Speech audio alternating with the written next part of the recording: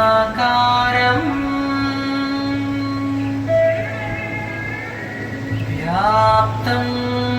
येन चराचरम्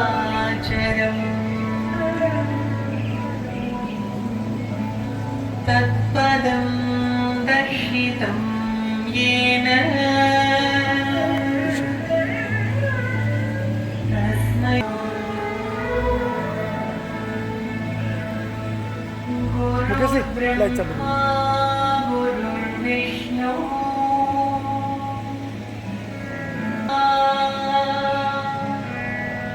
तस्मै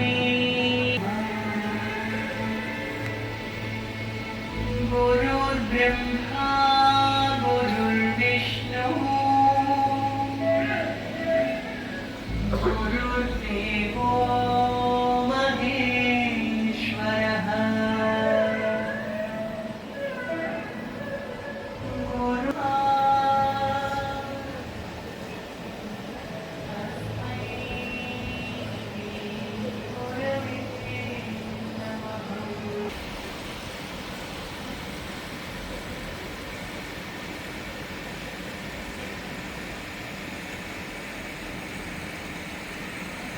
एक घड़ी आती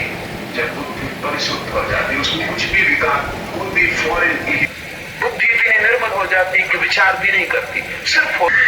शुद्ध प्रकाश रह जाता है, आलोक। उस शुद्ध आलोक से ही व्यक्ति माया के पर्दे में समस्त इंद्रियों को मन में निरुद्ध करे,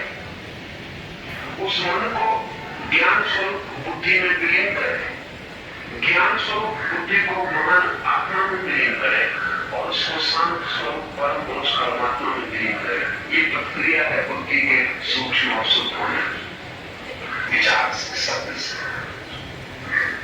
हमारी बुद्धि विकृत है क्योंकि इतने विचारों का बोझ है। विचार ही विचार है, जैसे आकाश में बादल ही बादल छाए, आकाश खो जाए, दिखाई भी ना पड़े, ये विचार छाए,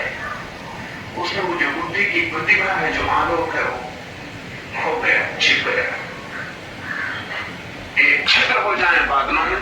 तो प्रकाश की रोशनी आनी शुरू हो जाती, सूरज के दर्शन होने लगते हैं। ठीक ऐसे ही बुद्धि जब तक विचार से बहुत ज्यादा आवृत है और एक परत नहीं है विचार की, आसान के भीतर परत, ठीक ऐसे विचार प्याज की तरह एक विचार की परत को हटाएं, दूसरी परत सामने आ जाती है, दूसरे को हटाएं, तीसरी आ जाती है, एक विचार को हटाएं, दूसरा विचार मौजूद, दूसरे को हटाने हमारे मन पे इकट्ठी हो गई। जिससे कोई यात्री रास्ते पे चले तो धूल इकट्ठी होती चली जाए और उसने कभी स्नान न किया और यात्रा करता ही रहा, वो उसे लग जाए। स्वाभाविक प्रतिपल संस्कार पर कहते हैं कोई 10 लाख संस्कार